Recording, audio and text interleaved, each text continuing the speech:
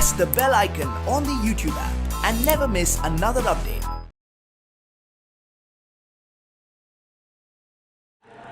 ಪ್ರೀತಿಯ ವಿದ್ಯಾರ್ಥಿಗಳೇ, ಕಳೆದ ತರಗತಿಗಳಲ್ಲಿ ನಾವು ಏನನ್ನು ಅಧ್ಯಯನ ಮಾಡಿದ್ವಿ? ಅವ್ಯಯಗಳು, ಹೌದಾ? ಕಳೆದ ತರಗತಿಗಳಲ್ಲಿ ಅವ್ಯಯಗಳು ಅನ್ನೋದನ್ನು ನಾವು ಅಧ್ಯಯನ ಮಾಡಿದ್ವಿ. ಈಗಿನ ತರಗತಿಯಲ್ಲಿ ನಾನು ನಿಮಗೆ ಕಳೆದ ಸಾರಿ ತರಗತಿಗಳಲ್ಲಿ ಹೇಳಿದ್ದೆ, ಪದೇ ಪದೇ ಆ ಪದಗಳು ಬಳಕೆಗೆ ಬಂದಾಗ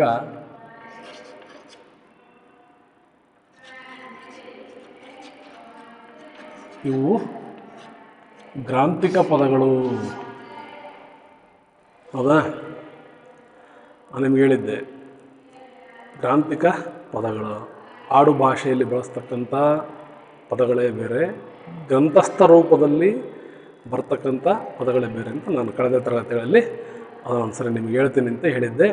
ಈಗ ಈ ಒಂದು ತರಗತಿಯಲ್ಲಿ ಗ್ರಾಂಥಿಕ ಶಬ್ದರೂಪಗಳನ್ನು ಯಾವ ರೀತಿಯಲ್ಲಿ ಬರೀಬೇಕು ಅನ್ನೋದ್ರ ಬಗ್ಗೆ ಅಭ್ಯಾಸವನ್ನು ಮಾಡೋಣ. ನೋಡಿ, ನಾವು ದೂರವಾಣಿಯಲ್ಲಿ ಮಾತಾಡ್ತೀವಿ. ದೂರವಾಣಿಯಲ್ಲಿ ಮಾತನಾಡುವಾಗ ಸಾಕಷ್ಟು ಸುಲಭವಾಗಿ, ಸರಳವಾಗಿ ಊಟ ಆಯಿತಾ, ತಿಂಡಿ ಆಯಿತಾ, ಮನೆಯೆಲ್ಲ ಚೆನ್ನಾಗಿದ್ದಾರ, ಆರಾಮಿದ್ದಾರ, ಮತ್ತೇನು ವಿಶೇಷ, ಮತ್ತೆ ಯಾವಾಗ ಫೋನ್ ಮಾಡ್ತೀಯಾ, ಈ ರೀತಿ ಮಾತಾಡ್ತಾ ಇರ್ತೀವಿ ನಾವು, ಹೌದಾ? ದುಡ್ಡು ಯಾವಾಗ ಕೊಡ್ತೀಯಾ, ಮನೆಗೆ ಯಾವಾಗ ಬರ್ತೀಯಾ, ಊಟ ಆಯಿತಾ, ನೋಡಿ ಯಾವ ರೀತಿ ಮಾತಾಡ್ತೀವಿ ನಾವು, ಹೌದಾ? ಯಾವುದೇ ರೀತಿ ಸ್ವಲ್ಪನೂ ನಾವು ಅಡೆತಡೆ ಇಲ್ಲದ ಹಾಗೆ ನಾವು ಮಾತನಾಡ್ತೀವಿ, ಹೌದಾ? ಅದೇ ಒಂದು ಪತ್ರವನ್ನು ಬರೆಯುವಾಗ ನಾವು ಮೊಬೈಲಲ್ಲಿ ಏನು ನಾವು ಮಾತಾಡ್ಬೇಕಾ ಆ ವಿಷಯವನ್ನೇ ಪತ್ರದಲ್ಲಿ ಬರೀರಿ ಅಂತ ಹೇಳಿದಾಗ ಯಾವ ರೀತಿ ಬರಿತೀವಿ? ಊಟ ಆಯಿತಾ, ತಿಂಡಿ ಆಯಿತಾ, ಮತ್ತೇನು ವಿಶೇಷ, ಊರಲ್ಲಿ ಚೆನ್ನಾಗಿದ್ದಾರ, ಆ ರೀತಿ ಬರಿತೀವ? ಆ ರೀತಿ ಬರೆಯಲ್ಲ. ನಾವು ಮಾತನಾಡುವ ಮಾತುಗಳೇ ಬೇರೆ ಆಗ್ತವೆ. ಫೋನಲ್ಲಿ ಮಾತಾಡ್ಬೇಕಾದ್ರೆ ಬರೆಯುವಾಗ, ಲಿಖಿತವಾಗಿ ನಾವು ಬರೆಯುವಾಗ ಏನಾಗ್ತದೆ, ಅಲ್ಲಿ ಬರೀತಕ್ಕಂಥ ಭಾಷೆಗಳೇ ಬೇರೆ, ಹೌದಾ? ಆ ಒಂದು ಲಿಖಿತವಾಗಿ ಏನು ಬರಿತೀವಲ್ಲ ಅದನ್ನೇ ಗ್ರಂಥಸ್ಥ ರೂಪ, ಗ್ರಾಂಥಿಕ ರೂಪ ಅಂತ ಕರಿತೀವಿ ನಾವು. SSLC ಮಕ್ಕಳು 8ನೇ ತರಗತಿಯಲ್ಲಿ ಅಧ್ಯಯನ ಮಾಡಿದ್ದಾರೆ, ಗೊತ್ತಿದೆ ವಿಷಯ, ಹೌದಾ? ಅದು ಇನ್ನೊಂದು ಸರಿ ನೆನಪು ಮಾಡೋಣ. ನೋಡಿ, ನಾವು ಒಬ್ಬ ಅಧಿಕಾರಿ ಹತ್ರ ನಮ್ಮಲ್ಲಿ, ನಮ್ಮ ಬಡಾವಣೆಯಲ್ಲಿ, ನಮ್ಮ ಬೀದಿಯಲ್ಲಿ, ನಮ್ಮ ಊರಿನಲ್ಲಿ, ನಮ್ಮ ಗ್ರಾಮದಲ್ಲಿ ಏನೇ ಸಮಸ್ಯೆ ಇದ್ದರೆ ನಾವು ಹೋಗಿ ನಿವೇದನೆ ಮಾಡಿಕೊಳ್ಳುವಂಥ ಶೈಲಿನೇ ಬೇರೆ.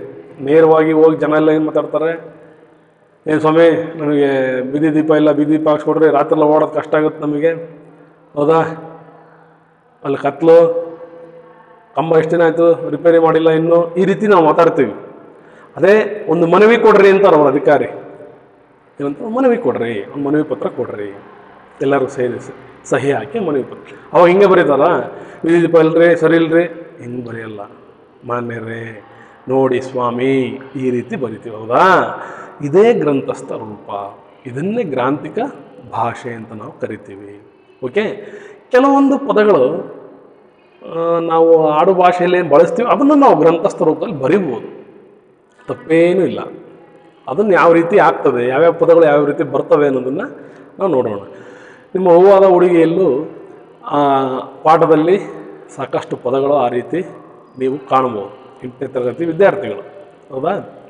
ಹಾಂ, ನೋಡಿ, ಈಗ ಉದಾಹರಣೆಗೆ ಹೋಗಿ ಬರ್ತೀನಿ ಅಂತ ನಾವು ಹೇಳ್ತೀವಿ ಅಮ್ಮನಿಗೆ, ಅಪ್ಪಾಜಿಗೆ, ಶಾಲೆಗೆ ಹೋಗ್ಬೇಕಾರೆ ಅಥವಾ ಪೇಟೆಗೆ ಹೋಗ್ಬೇಕಾರೆ, ಹೋಗಿ ಬರ್ತೀನಿ, ಆಟ ಆಡೋಕೆ ಹೋಗ್ಬೇಕಾರೆ ಅಮ್ಮ ಹೋಗಿ ಬರ್ತೀನಿ ಅಂತ ಹೇಳ್ತೀರಿ, ಅಪ್ಪಾಜಿ ಹೋಗಿ ಬರ್ತೀನಿ ಅಂತ ಹೇಳ್ತೀರಿ, ಹೌದಾ? ಅದನ್ನೇ ಬರೆಯಪ್ಪ ಅಂದರೆ ಹೋಗಿ ಬರುತ್ತೇನೆ, ಹೌದಾ? ನೋಡಿ, ನಾವು ಆಡೋ ಭಾಷೆಯಲ್ಲಿ ಏನು ಕರಿತೀವಿ, ಹೋಗಿ ಬರ್ತೀನಿ ಅಂತ ಅಂತೀವಿ ನಾವು. ಹೋಗಿ ಬರ್ತೀನಮ್ಮ, ಹಾಂ, ಹೋಗಿ ಬರ್ತೀನಿ,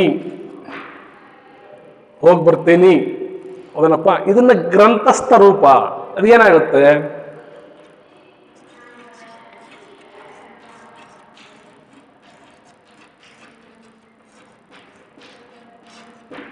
ಹೋಗಿ ಬರುತ್ತೇನೆ. ಹೌದಾ? ಹೋಗಿ ಬರುತ್ತೇನೆ. ಏನಪ್ಪ? ಹೋಗಿ ಬರುತ್ತೇನೆ.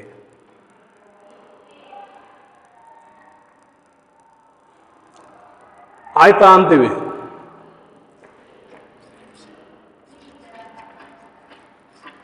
ಆಯ್ತಾ? ಆಯ್ತಾ ನೋಡಿ, ಊಟ ಆಯ್ತಾ, ತಿಂಡಿ ಆಯ್ತಾ, ಕಾಫಿ ಆಯ್ತಾ, ಬರೆಯೋದು ಆಯ್ತಾ, ಹೋಗಿ ಬಂದಿದ್ದಾಯ್ತಾ, ಮೊಬೈಲ್ ನೋಡೋದಾಯ್ತಾ, ಟಿ ವಿ ನೋಡೋದಾಯ್ತಾ, ಆಯ್ತಾ ಆಯ್ತಾ ಅಂತೀವಿ.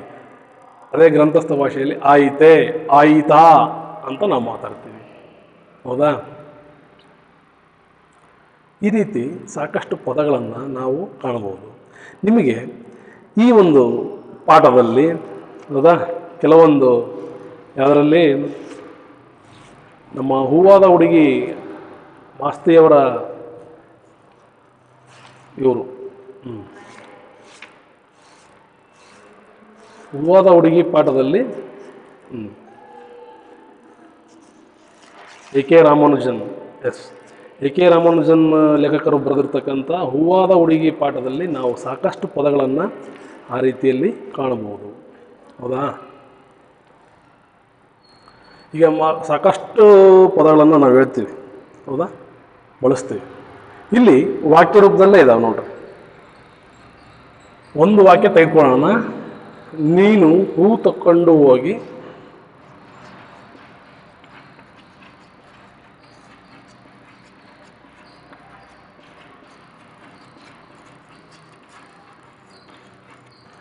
ನೀನು ಹೂ ತಕ್ಕೊಂಡು ಹೋಗಿ ಮಾರ್ಕೊಂಡು ಬಂದ್ಬಿಡೆ.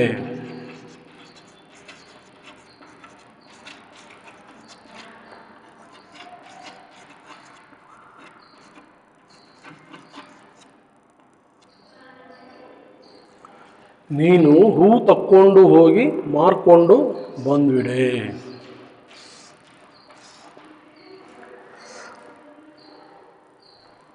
ನೋಡಿ, ಇದು ಆಡು ಭಾಷೆ. ಅಕ್ಕ ತಂಗಿಗೆ ಹೇಳ್ತಾಳೆ, ನೀವು ಹೂ ತಕ್ಕೊಂಡು ಹೋಗಿ ಮಾರ್ಕೊಂಡು ಬಂದ್ಬಿಡೆ. ಹೌದಾ? ಇಲ್ಲಿ ಇದು ನಾವು ಸಹಜವಾಗಿ ಮಾತನಾಡುವಾಗ ಈ ರೀತಿ ವಾಕ್ಯವನ್ನು ನಾವು ಬಳಸ್ತೀವಿ.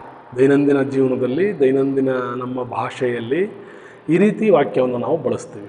ಇದನ್ನು ಗ್ರಂಥಸ್ಥ ರೂಪದಲ್ಲಿ ಬರೆಯಿರಿ ಅಂತ ಕೊಡ್ತಾರೆ. ಗ್ರಾಂಥಿಕ ರೂಪದಲ್ಲಿ ಬರೆಯಿರಿ.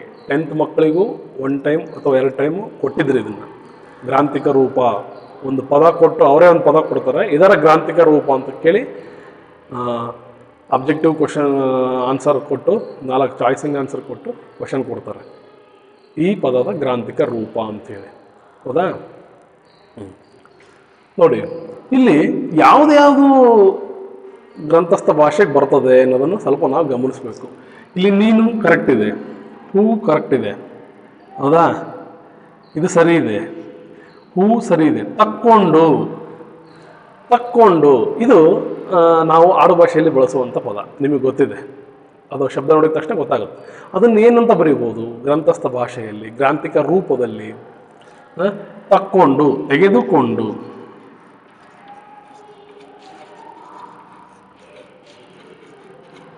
ತೆಗೆದುಕೊಂಡು, ಹೋಗಿ ಸರಿ ಇದೆ. ಮಾರ್ಕೊಂಡು, ಹೌದಾ? ಅದನ್ನೇ ಮಾಡ್ಬೇಕು ನೀವು, ಮಾರಿಕೊಂಡು. ಹೌದಾ? ಬಂದ್ಬಿಡೆ ಅಂತ ಇದೆ. ನಾವು ಗ್ರಂಥಸ್ಥ ರೂಪದಲ್ಲಿ ಬಂದ್ಬಿಡೆ ಅಂತ ನಾವೆಲ್ಲೂ ಪತ್ರದಲ್ಲಿ ಬರೆಯುವುದಿಲ್ಲ. ಹೌದಾ? ಬಂದ್ಬಿಡೆ ಅದೇನಾಗುತ್ತೆ, ಬಂದು ಬಿಡು.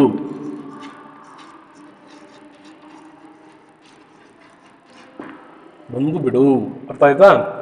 ನಾ ರೈಟ್ ಮಾರ್ಕ್ ಹಾಕಿರೋದೇನಿದೆಯಲ್ಲ ಅದು ಸರಿ ಇದೆ ಅಂತ ಅರ್ಥ. ಅದನ್ನೇನು ನೀವು ಚೇಂಜ್ ಮಾಡೋ ಅವಶ್ಯಕತೆ ಇಲ್ಲ. ಅದು ಆಡು ಭಾಷೆಯಲ್ಲೂ ಅದೇ ರೀತಿ ಇದೆ, ಗ್ರಂಥಸ್ಥ ಭಾಷೆಯಲ್ಲೂ ಅದೇ ರೀತಿ ಬರ್ತದೆ. ನೀನು, ಹೂ, ತಕ್ಕೊಂಡು, ತೆಗೆದುಕೊಂಡು, ಹೋಗಿ ಅದು ಸರಿ ಇದೆ, ಹೋಗಿ, ಮಾರ್ಕೊಂಡು, ಮಾರಿಕೊಂಡು, ಬಂದ್ಬಿಡೆ, ಬಂದು ಬಿಡು. ಅರ್ಥ ಆಯ್ತಾ? ಈ ರೀತಿ ವಾಕ್ಯದಲ್ಲಿ ಆ ಪದಗಳನ್ನು ಏನು ಮಾಡಬೇಕು, ಗ್ರಂಥಸ್ಥ ಭಾಷೆಗೆ ಪರಿವರ್ತಿಸಬೇಕು. ಇನ್ನೊಂದು ವಾಕ್ಯ ನೋಡಿ, ದಾದೇರು.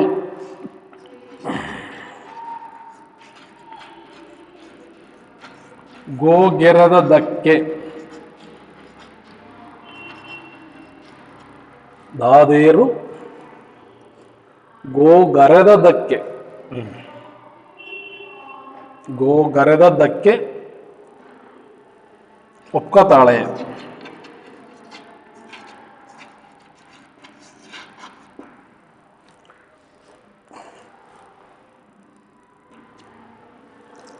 ಅರ್ಥ ಆಗ್ತಾ ಇದೆ ನೋಡಿ, ಪಾಠ ಕೇಳಿರ್ತೀರಿ ನೀವು, ಹೌದಾ? ದಾದೇರು ಗೋಗರದದ್ದಕ್ಕೆ ಒಪ್ಕತಾಳೆ. ದಾದೇರು ಅದೇನಾಗ್ತದೆ ನಮ್ಮ ಗ್ರಂಥಸ್ಥ ರೂಪದಲ್ಲಿ, ಗ್ರಾಂಥಿಕ ರೂಪದಲ್ಲಿ ದಾದಿಯರು ಅಂತ ಆಗುತ್ತೆ. ಏನಾಗ್ತದೆ? ದಾದಿಯರು. ಇಲ್ಲಿ ಗೋಗರೆದದ್ದಕ್ಕೆ ಅಂತ ಇದೆ. ಗೋಗರೆದದ್ದು ಅಂದ್ರೆ ರಿಕ್ವೆಸ್ಟ್ ಮಾಡಿದ್ದು, ಪ್ರಾರ್ಥನೆ ಮಾಡಿದ್ದು, ವಿನಂತಿ ಮಾಡಿದ್ದು ಅಂತ ಬರ್ತದೆ ಅರ್ಥ. ಗೋಗರೆದದ್ದಕ್ಕೆ ಅಂದ್ರೆ ಗೋಗರೆದದ್ದರಿಂದ, ಗೋಗರೆದದ್ದರಿಂದ ಆಗ್ತದೆ. ಗೋಗರೆದದ್ದಕ್ಕೆ, ಗೋಗರೆದದ್ದರಿಂದ. ಇಲ್ಲಿ ಅಕ್ಷರಗಳನ್ನು ಅವೇ ಬರೀಬೇಕು ಅಂತೇನು ನಿಯಮ ಇಲ್ಲ. ಅರ್ಥ ಗರ್ಭಿತವಾಗಿರಬೇಕು, ಅರ್ಥ ಚೇಂಜ್ ಆಗಬಾರ್ದು. ಅಲ್ಲಿ ಏನು ಅರ್ಥ ಕೊಟ್ಟಿರ್ತಾರೋ ಅದೇ ಅರ್ಥ ಬರುವ ರೀತಿಯಲ್ಲಿ ಪದಗಳನ್ನು ಬದಲಾವಣೆ ಅಕ್ಷರಗಳನ್ನು ಬದಲಾವಣೆ ಮಾಡಬೇಕು. ಪದಗಳನ್ನಲ್ಲ, ಅಕ್ಷರಗಳನ್ನು ಬದಲಾವಣೆ ಮಾಡಿ ಅರ್ಥ ಒಂದೇ ರೀತಿ ಬರಬೇಕು.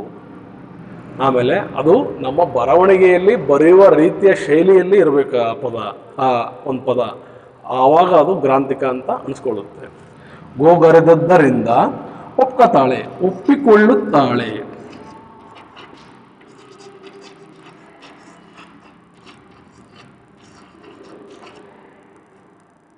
ಒಪ್ಪಿಕೊಳ್ಳುತ್ತಾಳೆ ನೋಡಿ, ಅರ್ಥ ಇದೆಯಾ? ದಾದೇರು ದಾದಿಯರು. ಗೋಗರೆದದ್ದಕ್ಕೆ, ಗೋಗರೆದದ್ದರಿಂದ. ಒಪ್ಕತಾಳೆ, ಒಪ್ಪಿಕೊಳ್ಳುತ್ತಾಳೆ. ಓಕೆ, ಒಪ್ಪಿಕೊಳ್ಳುತ್ತಾಳೆ. ಇದು ಗ್ರಂಥಸ್ಥ ರೂಪ. ಕೊನೆಯದು ಇನ್ನೊಂದು ವಾಕ್ಯ ಇದೆ, ನೋಡ್ಬಿಡೋಣ. ತಾಯಿ ಅಣ್ಣನ ಕೇಳ್ಕೊಂಡು ಕರ್ಕೊಂಡೋಗು ಅಂತಾಳೆ.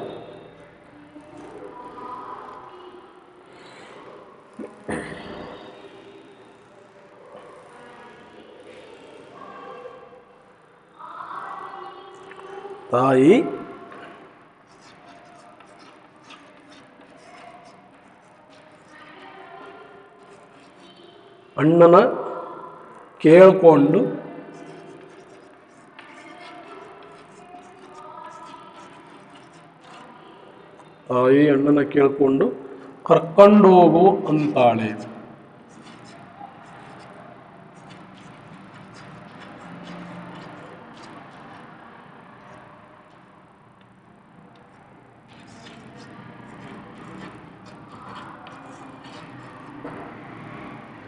ತಾಯಿ ಅಣ್ಣನ ಕೇಳ್ಕೊಂಡು ಕರ್ಕೊಂಡೋಗು ಅಂತಾಳೆ. ಹೌದಾ?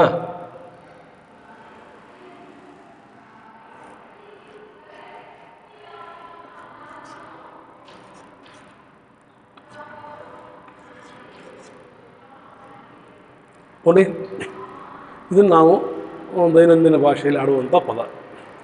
ಇದು ಹೂವಾದ ಹುಡುಗಿಯಲ್ಲೂ ಬಂದಿರತಕ್ಕಂಥ ಒಂದು ವಾಕ್ಯ. 8ನೇ ತರಗತಿ ಹೂವಾದ ಹುಡುಗಿ ಗದ್ದೆ ಪಾಠದಲ್ಲಿ ಬಂದಿರತಕ್ಕಂಥ ವಾಕ್ಯ. ಇಲ್ಲಿ ನೋಡಿ, ತಾಯಿ ಅಣ್ಣನ ಕೇಳ್ಕೊಂಡು. ಹೌದಾ? ಇಲ್ಲಿ ಏನೇ ಮಾಡ್ಬೋದು? ತಾಯಿ ಕರೆಕ್ಟ್ ಇದೆ.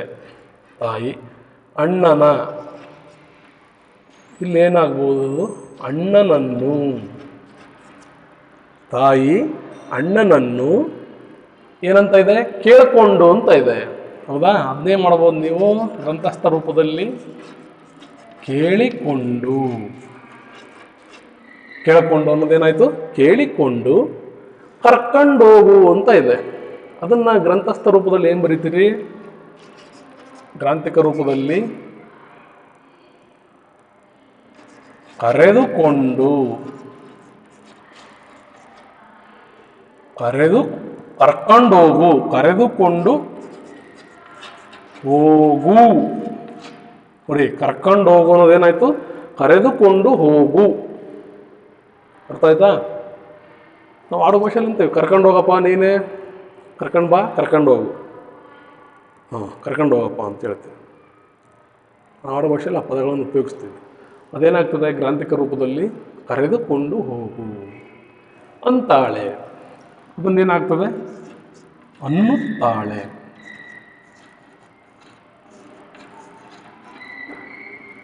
ಓಕೆ ನೋಡಿ, ಈ ರೀತಿ ನಾವು ಆಡುವ ಮಾತುಗಳು ಕಾಣ್ತಾ ಇದೆ. ಇದು ಮೊದಲನೇ ವಾಕ್ಯ, ಇದು ಗ್ರಂಥಸ್ಥ ರೂಪ. ಇದು ಎರಡನೇ ವಾಕ್ಯ, ಇದು ಗ್ರಂಥಸ್ಥ ರೂಪ. ಮೂರನೇ ವಾಕ್ಯ, ಇದು ಗ್ರಂಥಸ್ಥ ರೂಪ. ನೋಡಿ, ನಾವು ಆಡುವ ಮಾತುಗಳು ಗ್ರಂಥಸ್ಥ ರೂಪದಲ್ಲಿ ಯಾವ ರೀತಿ ರೂಪಾಂತರ ಹೊಂದ್ತವೆ ನೋಡಿ. ತಕ್ಕೊಂಡು,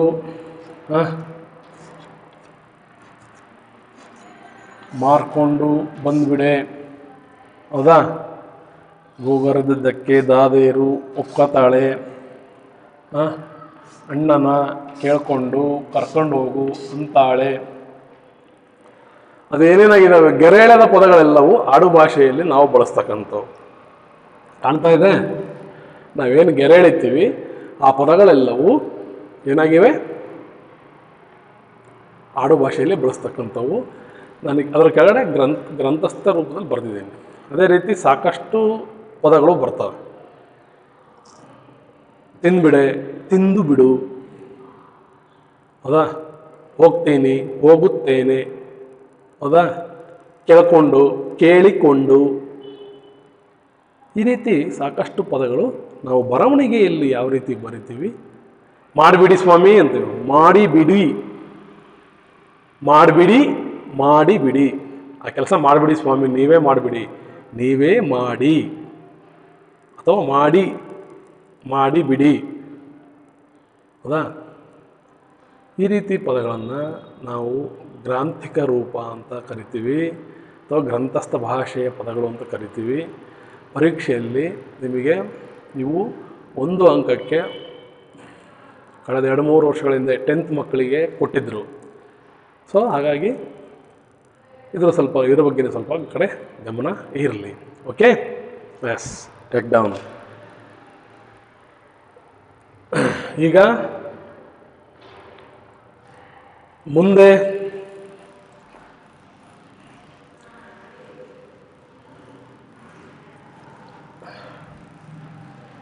ಏನು ಮಾಡೋದೀಗ, ನೆಕ್ಸ್ಟು ಮಕ್ಕಳೇ ಛಂದಸ್ಸಿನ ಬಗ್ಗೆ ಸ್ವಲ್ಪ ಗಮನ ಹರಿಸೋಣ.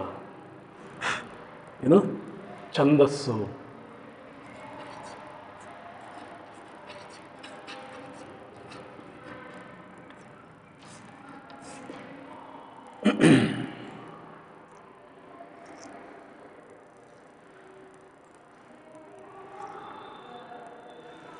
ಛಂದಸ್ಸು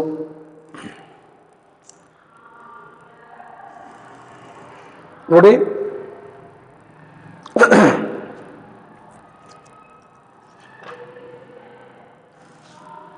ನಾವು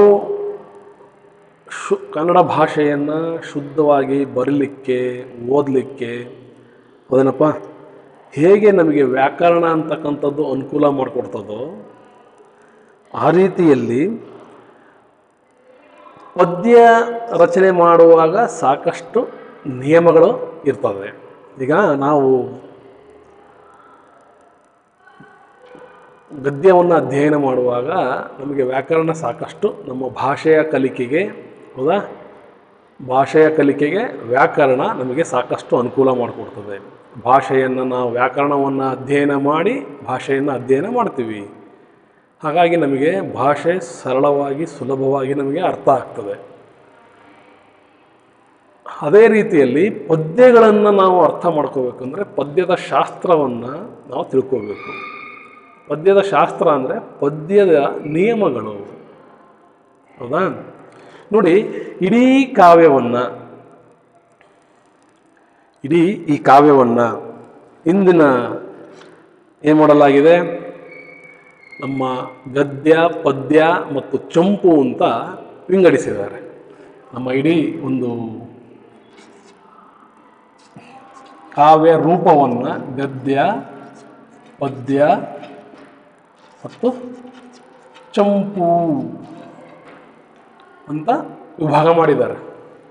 ಗದ್ಯ ನಿಮಗೆಲ್ಲ ಗೊತ್ತಿದೆ, ವಾಕ್ಯ ರೂಪದಲ್ಲಿ, ಹೌದಾ? ಪದಗಳ ರೂಪದಲ್ಲಿ ಏನಾಗಿದೆ ನಿಮಗೆ ಇದೆ ಅನ್ನೋದು ನಿಮಗೆಲ್ಲ ಗದ್ಯ ಗೊತ್ತಿದೆ, ಹೌದಾ? ವಾಕ್ಯ ರೂಪದಲ್ಲಿ ಇರ್ತಕ್ಕಂಥವು, ನಮಗೆ ಓದಲಿಕ್ಕೆ ಅನುಕೂಲ ಆಗ್ತಕ್ಕಂಥವು, ಅವು ಗದ್ಯ ರೂಪದಲ್ಲಿ ಇದ್ದಾವೆ. ಅದೇ ರೀತಿ ಪದ್ಯ ಅಂತಕ್ಕಂಥದ್ದು ಹೀಗೆ ಗದ್ಯಕ್ಕಿಂತ ಸಾಕಷ್ಟು ಭಿನ್ನವಾಗಿದೆ, ಹೌದಾ? ನಾವು ಗದ್ಯವನ್ನು ಓದಿದಷ್ಟು ಸುಲಭವಾಗಿ ಪದ್ಯವನ್ನು ಓದಲಾಗದು, ಹೌದಾ? ಗದ್ಯ ಓದುವಾಗ ಆಗುವ ಅನುಭವವೇ ಬೇರೆ, ಪದ್ಯವನ್ನು ಓದುವಾಗ ನಮಗೆ ಆಗ್ತಕ್ಕಂಥ ಅನುಭವವೇ ಬೇರೆ. ಗದ್ಯ ವಾಕ್ಯ ರೂಪದಲ್ಲಿ ಇರ್ತದೆ, ಪದ್ಯ ಲಯ ರೂಪದಲ್ಲಿ ಇರ್ತದೆ, ಹೌದಾ? ಹಂಗಾರೆ ಪದ್ಯ ಯಾವ ರೀತಿಯಲ್ಲಿ ರಚನೆ ಆಗ್ತದೆ, ಹೌದಾ? ಪದ್ಯ ಯಾವ ರೀತಿಯಲ್ಲಿ ರಚನೆ ಆಗ್ತದೆ ನೋಡಿ. ಗದ್ಯ ನಿಮಗೆ ಗೊತ್ತಾಯ್ತು, ಈಗ ವಾಕ್ಯ ರೂಪದಲ್ಲಿರ್ತದೆ, ಹೌದಾ? ವಾಕ್ಯ ರೂಪದಲ್ಲಿರ್ತದೆ, ಪದಗಳ ರೂಪದಲ್ಲಿರ್ತದೆ, ನಾವು ಓದ್ತಾ ಹೋಗ್ತೀವಿ. ಗದ್ಯವನ್ನು ಓದಲಿಕ್ಕೆ ನಮಗೆ ವ್ಯಾಕರಣ ಸಾಕಷ್ಟು ಅನುಕೂಲ ಮಾಡಿಕೊಡ್ತದೆ. ಗದ್ಯವನ್ನು ತಿಳಿಲಿಕ್ಕೆ ಅಂತಲೇ ವ್ಯಾಕರಣ ಶಾಸ್ತ್ರ ಇದೆ. ಹಾಗಾದ್ರೆ ಪದ್ಯವನ್ನು ತಿಳಿಲಿಕ್ಕೆ ಛಂದಸ್ಸು ಶಾಸ್ತ್ರ ಇದೆ, ಗೊತ್ತಾಯ್ತಾ? ವ್ಯಾಕರಣಶಾಸ್ತ್ರ ಗದ್ಯಕ್ಕೆ ಸಂಬಂಧಪಟ್ಟರೆ, ಛಂದಸ್ಸು ಏನಿದೆ ಅದು ಪದ್ಯಕ್ಕೆ ಸಂಬಂಧಪಟ್ಟಿರ್ತಕ್ಕಂಥದ್ದು, ಛಂದಸ್ಸು ಅಂತಕ್ಕಂಥದ್ದು. ಹಾಗಾದ್ರೆ ಪದ್ಯ ಅಂದರೆ ಏನಪ್ಪ ಅಂದರೆ, ಒಂದು ಗೊತ್ತಾದ ಸಾಲುಗಳ ನಿಯಮದಿಂದ ಬರೆದವುಗಳೇ ಪದ್ಯಗಳು. ಒಂದು ಗೊತ್ತಾದ ಸಾಲು ನಿರ್ದಿಷ್ಟವಾಗಿ ಹೀಗೆ ಇರಬೇಕು ಅಂತೇಳಿ ಬರೆದಂಥ ಪದಗಳು, ಆ ಪದಗಳನ್ನು ಕೂಡಿರ್ತಕ್ಕಂಥ ಸಾಲುಗಳೇನಿದಾವಲ್ಲ ಅದೇ ಪದ್ಯ. ಈ ಪದ್ಯದ ರಚನೆ ಹೇಗಿರಬೇಕು ಅಂತಕ್ಕಂಥ ಹೇಳುವ ಶಾಸ್ತ್ರವೇ ಛಂದಸ್ಸು. ಅರ್ಥ ಆಯ್ತಾ? ಪದ್ಯ ಹೇಗಿರಬೇಕು ಅಂತ ಹೇಗೆ ಹೇಳೋದು, ಹೌದಾ? ಅದೇ ಛಂದಸ್ಸು. ಪದ್ಯವನ್ನು ಹೇಗೆ ನಿಯಮಗಳು ಇದ್ದಾವೆ ಅಂತ ಹೇಳಿ ಹೇಳ್ತಕ್ಕಂಥದ್ದೇ ಛಂದಸ್ಸು. ಈ ಪದ್ಯ ರಚನಾ ನಿಯಮವನ್ನು ಛಂದಸ್ಸು ಅಂತ ಕರಿತೀವಿ. ಈಗಿನ ಪದ್ಯಗಳು ಛಂದಸ್ಸಿನ ಆಧಾರದ ಮೇಲೆ ಯಾವ ರಚಿತ ಆಗ್ತಾ ಇಲ್ಲ, ಹೌದಾ? ಹಿಂದಿನ ಕಾಲದ ಕವಿಗಳು, ಹಳಗನ್ನಡ ಮತ್ತು ನಡುಗನ್ನಡದ ಕೆಲವು ಕವಿಗಳು ನಮ್ಮ ಈ ಛಂದಸ್ಸನ್ನು ಬಳಸ್ಕೊಂಡು ಪದ್ಯ ರಚನೆಯನ್ನು ಮಾಡ್ತಾ ಇದ್ರು, ಹೌದಾ? ಈಗಿನ ಕವಿಗಳು ಈ ನಿಯಮಗಳನ್ನು ಅನುಸರಿಸ್ತಾ ಇಲ್ಲ. ಈಗಿನ ಬರ್ತಕ್ಕಂಥ ಕಾವ್ಯಗಳು, ಕವನ ಸಂಕಲನಗಳು ಆದಷ್ಟು ಯಾವುದೇ ರೀತಿ ನಿಯಮಗಳನ್ನು ಅಳವಡಿಸ್ಕೊಳ್ಳದೇ ರಚನೆ ಮಾಡ್ತಾ ಇದ್ದಾರೆ. ಆದರೆ ಇಂದಿನ ಹಳಗನ್ನಡದ ಕವಿಗಳೇನಿದ್ದಾರೆ, ನಡುಗನ್ನಡದ ಕಾಲದ ಕೆಲವು ಕವಿಗಳೇನಿದ್ದಾರೆ, ಅವರೆಲ್ಲ ಛಂದಸ್ಸು ಶಾಸ್ತ್ರವನ್ನು ಇಟ್ಟುಕೊಂಡು ಅದರ ಆಧಾರದ ಮೇಲೆ ಕಾವ್ಯವನ್ನು ರಚನೆ ಮಾಡ್ತಾ ಇದ್ರು, ಹೌದಾ? ಆ ಒಂದು ಛಂದಸ್ಸೇ ಪದ್ಯವನ್ನು ಹೇಗೆ ಬರೀಬೇಕು ಅಂತ ಛಂದಸ್ಸಿನಲ್ಲಿ ಹೇಳ್ತಕ್ಕಂಥದ್ದೇ ಅದೇ ಛಂದಸ್ಸು. ಪದ್ಯ ರಚನೆ ಯಾವ ರೀತಿ ಮಾಡಬೇಕು ಏನು ಅಂತ ಹೇಳಿ ನೋಡಿ. ಪದ್ಯ ರಚನಾ ನಿಯಮವನ್ನು ಏನಂತ ಕರಿತೀವಿ? ಛಂದಸ್ಸು ಅಂತ ಕರೆದಿದ್ದೀವಿ, ಹೌದಾ? ಓಕೆ. ಈ ಒಟ್ಟಿನಲ್ಲಿ ಈ ಛಂದಸ್ಸು ಅಂದ್ರೆ ಏನಪ್ಪ ಅಂದರೆ, ಪದ್ಯವನ್ನು ರಚಿಸುವ ಶಾಸ್ತ್ರವೇ ಛಂದಸ್ಸು. ಪದ್ಯವನ್ನು ಹೇಗೆ ನಾವು ರಚನೆ ಮಾಡಬೇಕಾಗುತ್ತೆ, ಯಾವ ರೀತಿ ಇದೆ ಅಂತ ಹೇಳ್ತಕ್ಕಂಥದ್ದೇ ಛಂದಸ್ಸು. ಇದ್ರ ಬಗ್ಗೆ ಕ್ರಿಸ್ತಶಕ 990ರಲ್ಲಿ 1ನೇ ನಾಗವರ್ಮ ಎಂಬ ಒಬ್ಬ ಕವಿ, ಆತ ಛಂದೋಂಬುದಿ ಎಂಬ ಒಂದು ಗ್ರಂಥವನ್ನು ಬರೆದಿದ್ದಾನೆ. 990ರಲ್ಲಿ ಕ್ರಿಸ್ತಶಕ 990ರಲ್ಲಿ 1ನೇ ನಾಗವರ್ಮ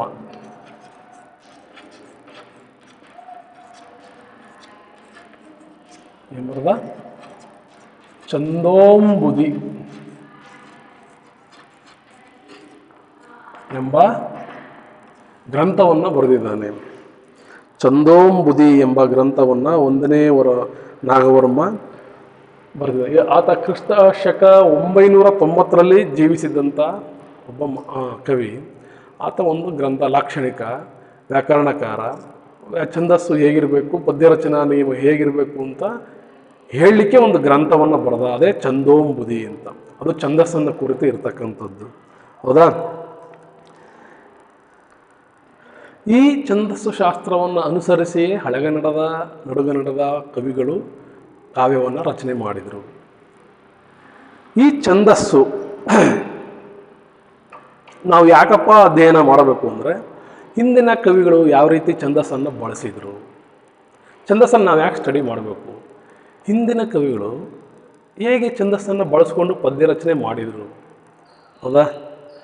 ಮತ್ತು ಅವರ ಲಕ್ಷಣಗಳು ಯಾವ ರೀತಿ ಇದ್ವು. ನೀವು ಅವರು ಬರೆದಂಥ ಛಂದಸ್ಸಿನ ಆಧಾರದ ಮೇಲೆ ಬರೆದಂಥ ಕಾವ್ಯವನ್ನು ನಾವು ಈಗಾಗಲೇ ಪಠ್ಯದಲ್ಲಿ ಅಧ್ಯಯನ ಮಾಡ್ತಾ ಇದ್ದೀವಿ. ಆ ರಚನೆಯನ್ನು ನೋಡಿಬಿಟ್ರೆ ನಾವು ಇಡೀಯಾದ ಕಾವ್ಯವನ್ನು ಓದ್ತಾ ಇಲ್ಲ, ಕಾವ್ಯದ ಯಾವುದೋ ಒಂದು ಪುಟ ಎರಡು ಪುಟವನ್ನು ಅಷ್ಟೇ ಅಧ್ಯಯನ ಮಾಡ್ತಾ ಇದ್ದೀವಿ. ಇಡೀ ಕಾವ್ಯವನ್ನೇ ಛಂದಸ್ಸಿನ ಶಾಸ್ತ್ರದ ಮೇಲೆ ಅವರು ಬರೆದಿದ್ದಾರೆ ಅಂದರೆ ಅವರು ಎಷ್ಟು ವಿದ್ವಾಂಸರಿರ್ಬೋದು, ಅವರು ಯಾವ ರೀತಿಯಲ್ಲಿ ಪರಿಣಿತರಿರ್ಬೋದು ಅನ್ನೋದನ್ನು ನೀವು ಅಂದಾಜು ಮಾಡ್ಬೋದು. ಯಾಕೆ ಅಂದರೆ ನಾವು ಒಂದು ಪುಟ ಒಂದು 3 ಸಾಲು 4 ಸಾಲು ಅವ್ರು ಬರೆದಂಥ 3 ಸಾಲು 4 ಸಾಲುಗಳನ್ನು ಛಂದಸ್ಸು ಶಾಸ್ತ್ರದ ನಿಯಮದ ಅಡಿಯಲ್ಲಿ ತಾಳೆ ನೋಡೋಕ್ಕೆ ಹೋದಾಗ ನಾವು ಸ್ವಲ್ಪ ಗಲಿಬಿಲಿ ಆಗ್ತೀವಿ. ಬರೀ 3 ಸಾಲು 6 ಸಾಲು ಅವ್ರು ಇಡೀ ಗ್ರಂಥವೇ ಛಂದಸ್ಸಿನ ರೂಪದಲ್ಲಿ ಅವರು ಬರೀಲಿಕ್ಕೆ ಹೊರಟಾಗ ಯಾವ ರೀತಿ ಛಂದಸ್ಸು ಶಾಸ್ತ್ರವನ್ನು ಕಾವ್ಯಕ್ಕೆ ಅಳವಡಿಸ್ಕೊಂಡಿದ್ದಾರೆ ಅದನ್ನು ನಾವು ಸ್ವಲ್ಪ ಕಲ್ಪನೆ ಮಾಡಿದರೆ ಸಾಕು, ಇಮ್ಯಾಜಿನ್ ಮಾಡ್ಕೊಂಡ್ರೆ ಸಾಕು, ಎಷ್ಟು ವಿದ್ವಾಂಸರಿದ್ದರು, ನೆನಪಿನ ಶಕ್ತಿ ಯಾವ ರೀತಿ ಇತ್ತು. ಯಾಕೆಂದರೆ ಇದು ಒಂಥರ ಸ್ವಲ್ಪ ಮ್ಯಾಥಮೆಟಿಕ್ಸ್ ಇದ್ದ ಹಾಗೆ, ಛಂದಸ್ಸು ಮ್ಯಾಥಮೆಟಿಕ್ಸ್ ಇದ್ದ ಹಾಗೆ, ಸ್ವಲ್ಪ ಮಟ್ಟಿಗೆ ಗಣಿತನೂ ಇಲ್ಲಿ ಬರ್ತದೆ. ಸೊ ಯಾವ ರೀತಿಯಲ್ಲಿ ಆ ಛಂದಸ್ಸನ್ನು ನಿಯಮವನ್ನು ಇಟ್ಟುಕೊಂಡು ಕಾವ್ಯವನ್ನು ಬೃಹತ್ ಕಾವ್ಯವನ್ನು ರಚನೆ ಮಾಡಿದ್ದಾರೆ. ನಿಜಕ್ಕೂ ಇಲ್ಲಿ ಬಹಳಷ್ಟು ಸೋಜಿಗ ಅನಿಸುತ್ತೆ, ಆಶ್ಚರ್ಯ ಆಗುತ್ತೆ. ಅಷ್ಟೇ ಅಲ್ಲದೆ ಅವರ ಒಂದು ವಿದ್ಯೆಗೆ, ವಿದ್ವಾಂಸಕ್ಕೆ, ಅವರ ಒಂದು ನಿಜಕ್ಕೂ ಅವರ ಜ್ಞಾನಕ್ಕೆ ನಾವು ಶರಣು ಅನ್ನಲೇಬೇಕು. ಅಷ್ಟರ ಮಟ್ಟಿಗೆ ಜ್ಞಾನಿಗಳು ಹಿಂದಿನ ಕಾಲದಲ್ಲಿ, ಹಳೆಗನ್ನಡ ಕಾಲದಲ್ಲಿ, ನಾಗವರ್ಮನ ಕಾಲದಲ್ಲಿ, ಪಂಪನ ಕಾಲದಲ್ಲಿ, ಜನ್ನ, ರನ್ನ ಇವರೆಲ್ಲ ಕಾಲದಲ್ಲಿ ನಾವು ನೋಡ್ಬೋದಾಗಿದೆ. ಓಕೆ, ಒಂದು ಗೊತ್ತಾದ ಸಾಲುಗಳಿಂದ ಬರೆದಂಥವೇ ಪದ್ಯಗಳು ಅಂತ ನಾವು ಹೇಳಿದ್ವಿ. ನಿಮಗೆ ಗೊತ್ತಾಯಿತು ಛಂದಸ್ಸು ಅಂದ್ರೆ ಏನು ಅಂತ. ಪದ್ಯವನ್ನು ರಚಿಸುವ ಶಾಸ್ತ್ರವೇ ಛಂದಸ್ಸು. ಪದ್ಯವನ್ನು ಬರಲಿಕ್ಕೆ ಇರಬೇಕಾದ ನಿಯಮಗಳೇನಿದಾವಲ್ಲ ಅದೇ ಛಂದಸ್ಸು. ಓಕೆ, ಇಲ್ಲಿ ಚಂಪು ಅಂತ ಬರೆದೆ ನಾನು. ಇದು ಗದ್ಯ ಮತ್ತು ಪದ್ಯ ಮಿಶ್ರಿತವಾಗಿರ್ತಕ್ಕಂಥ ಕಾವ್ಯ. ಇದು ಒಂದು ಶೈಲಿ, ಅರ್ಥ ಆಯ್ತಾ? ಚಂಪು ಅನ್ನೋದೊಂದು ಪ್ರಕಾರ. ಈ ಗದ್ಯ ಪ್ರಕಾರ, ಪದ್ಯ ಪ್ರಕಾರ, ಇದು ಒಂದು ಪ್ರಕಾರ.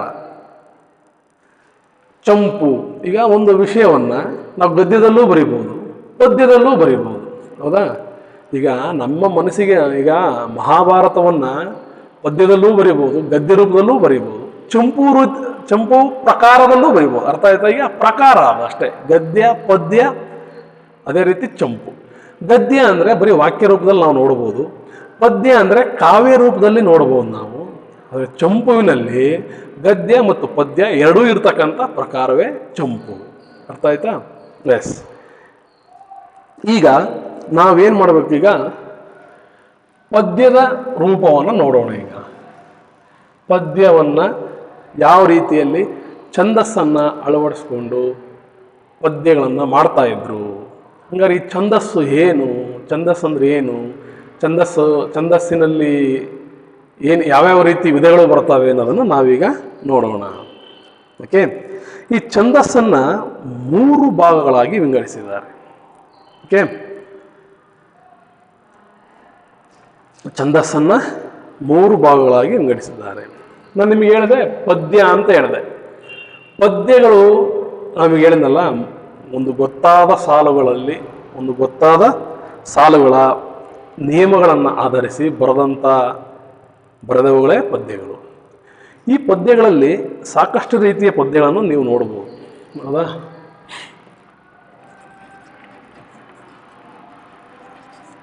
ಮೂರು ಪಾದಗಳ ಪದ್ಯ, 3 ಪಾದಗಳ ಪದ್ಯ. ಇಲ್ಲಿ ಪಾದಗಳು ಅಂದರೆ ಸಾಲುಗಳು ಅಂತ ಅರ್ಥ. ಓಕೆ, ಪಾದಗಳು ಅಂದರೆ ಸಾಲುಗಳು. 3 ಪಾದಗಳ ಪದ್ಯ, 4 ಪಾದಗಳ ಪದ್ಯ ಅಂದರೆ 4 ಸಾಲುಗಳ ಪದ್ಯ. ಅದೇ ರೀತಿ 6 ಪಾದಗಳ ಪದ್ಯ,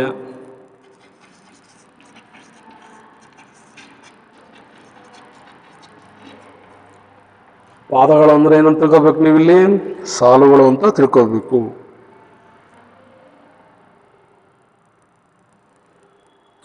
14 ಸಾಲುಗಳ ಪದ್ಯ, 14 ಪಾದಗಳ ಪದ್ಯ. ಈ ರೀತಿ ಪದ್ಯಗಳು ರಚನೆಯಾಗಿದ್ದಾವೆ ನೋಡಿ. 3 ಸಾಲುಗಳ ಪದ್ಯಕ್ಕೆ ಏನಂತ ಕರಿತೀವಿ ನಾವು? ತ್ರಿಪದಿ ಅಂತ ಕರಿತೀವಿ. ಓಕೆ, 3 ಸಾಲುಗಳ ಪದ್ಯಕ್ಕೆ ತ್ರಿಪದಿ. 4 ಪಾದಗಳ ಪದ್ಯಕ್ಕೆ ಚೌಪದಿ.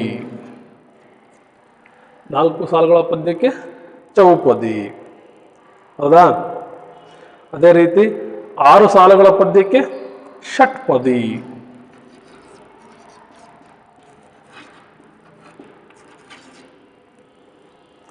14 ಪಾದಗಳ ಪದ್ಯಕ್ಕೆ ಅಷ್ಟಷಟ್ಪದಿ ಅಂತ ಕರಿತೀವಿ.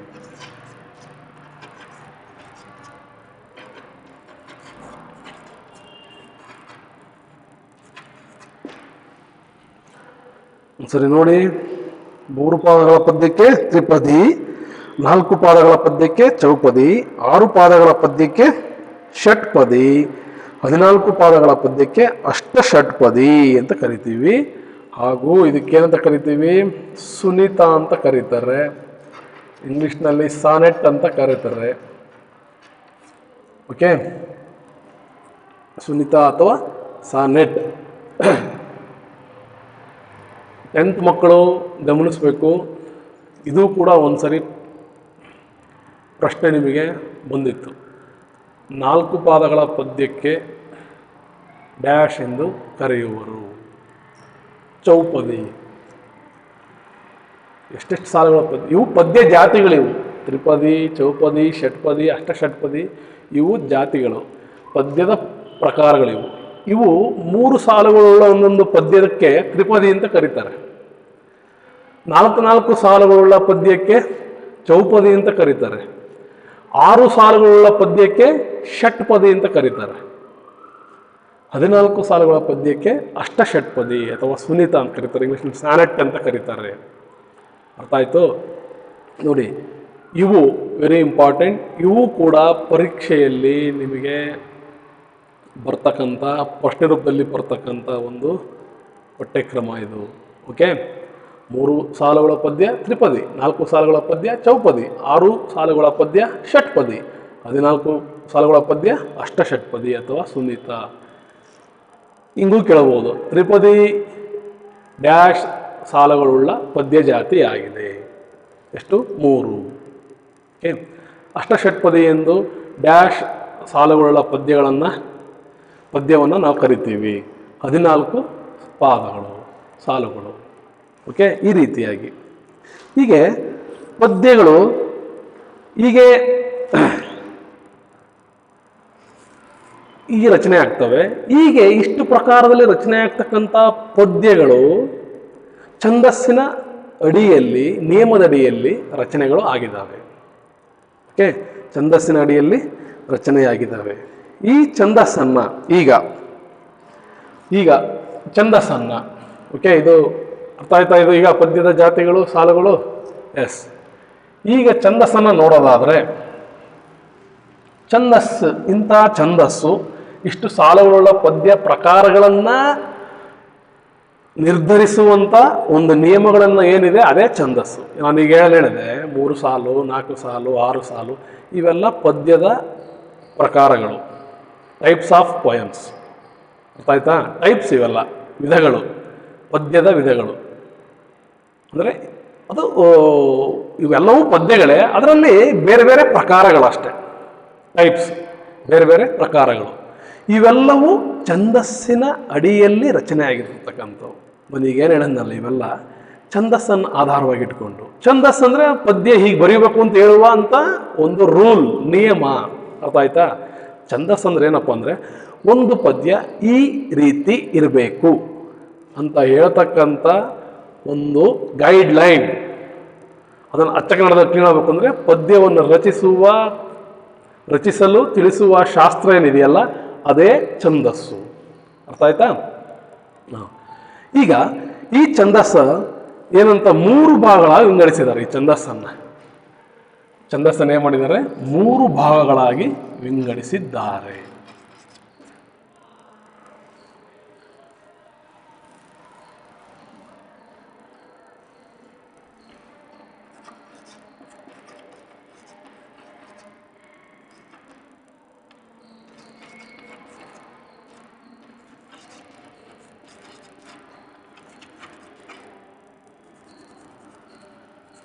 ಮೂರು ವಿಧಗಳನ್ನಾಗಿ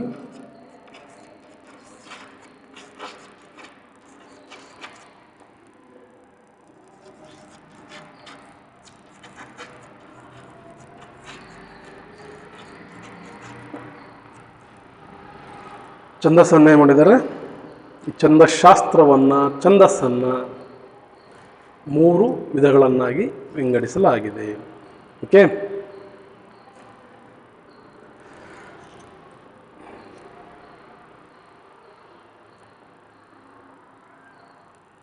ಈ ಛಂದಸ್ಸು ಶಾಸ್ತ್ರ ಏನಿದೆ ಅದನ್ನೇ 3 ವಿಧಗಳನ್ನಾಗಿ ವಿಂಗಡಿಸಿದ್ದಾರೆ. ಯಾವ್ಯಾವಪ್ಪ? ಒಂದನೇದು ಏನಿದು? ಪ್ರಾಸ. ಎರಡನೇದು ಯತಿ. ಮೂರನೇದು ಗಣ.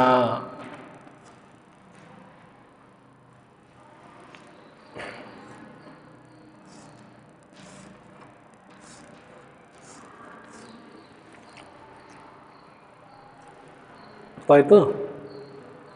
ಪ್ರಾಸ, ಯತಿ, ಗಣ ಅಂತೇಳಿ 3 ವಿಭಾಗ ಮಾಡಿದ್ದಾವೆ. ಈ 3 ನಿಯಮಗಳಿಂದ, ಪ್ರಾಸದ ನಿಯಮ, ಯತಿಯ ನಿಯಮ, ಗಣದ ನಿಯಮ, ಈ ನಿಯಮಗಳಿಂದಲೇ ಪದ್ಯ ರಚನೆ ಆಗೋದು. ಅರ್ಥ ಆಯ್ತಾ? ಇದನ್ನು ಹೇಳ್ತಕ್ಕಂಥದ್ದೇ ಏನಿದು? ಛಂದಸ್ಸು. ಪ್ರಾಸ, ಯತಿ, ಗಣ. ಅರ್ಥ ಆಯ್ತಾ? ಇದೇ ಛಂದಸ್ಸು. ಆ ಛಂದಸ್ಸಿನ ವಿಧಗಳಿವು. ಇವು 3 ಅಂಶಗಳನ್ನು ಇಟ್ಟುಕೊಂಡು ಪದ್ಯಗಳನ್ನು ರಚನೆಯನ್ನು ಮಾಡ್ತಾರೆ. ಅರ್ಥ ಆಯ್ತಾ? ಇದೇ ಛಂದಸ್ಸು. ಛಂದಸ್ಸನ್ನು ಏನು ಮಾಡಿದ್ದಾರೆ? ಛಂದಶಾಸ್ತ್ರವನ್ನು 3 ವಿಧಗಳನ್ನಾಗಿ ವಿಂಗಡಿಸಿದ್ದಾರೆ. ಪ್ರಾಸ, ಯತಿ ಮತ್ತು ಗಣ. ಯಾವ್ಯಾವುದು? ಪ್ರಾಸ, ಯತಿ ಮತ್ತು ಗಣ. ಈ 3 ಪ್ರಕಾರಗಳೇನಿದಾವಲ್ಲಪ್ಪ, ಈ 3 ಪ್ರಕಾರಗಳೇ ಛಂದಸ್ಸು. ಈ 3 ಅಂಶಗಳು ಪದ್ಯ ಹೇಗಿರಬೇಕು ಅನ್ನೋದ್ರ ಬಗ್ಗೆ ನಿರ್ಧರಿಸ್ತವೆ. ಪದ್ಯ ಹೇಗಿರಬೇಕು, ಇವುಗಳನ್ನು ಅಳವಡಿಸಿಕೊಂಡೇ ಇಂದಿನ ಹಳಗನ್ನಡದ ಕವಿಗಳು, ಕೆಲವು ನಡುಗನ್ನಡದ ಕವಿಗಳು ಪದ್ಯಗಳನ್ನು ರಚಿಸ್ತಾ ಇದ್ರು, ಕಾವ್ಯಗಳನ್ನು ರಚಿಸ್ತಾ ಇದ್ರು. ಈ ಪ್ರಾಸ, ಯತಿ, ಗಣ, ಹೌದಾ, ಇವುಗಳನ್ನು ಆಧಾರವಾಗಿಟ್ಕೊಂಡು ಕಾವ್ಯವನ್ನು ರಚನೆ ಮಾಡ್ತಾ ಇದ್ರು. ಇವುಗಳೇ ಛಂದಸ್ಸು. ಅರ್ಥ ಆಯ್ತಾ? ಹಂಗಾರೆ ಈಗ ಇವುಗಳನ್ನು ಛಂದಸ್ಸಿನ ವಿಧಗಳೇನಿದಾವಲ್ಲ, ಪ್ರಾಸ, ಯತಿ, ಗಣ, ಛಂದಸ್ಸನ್ನು ತಿಳ್ಕೋಬೇಕು ಅಂದ್ರೆ ನಾವು ಇವನ್ನ ತಿಳ್ಕೊಳ್ಳೇಬೇಕು. ಇವೇ ಛಂದಸ್ಸು.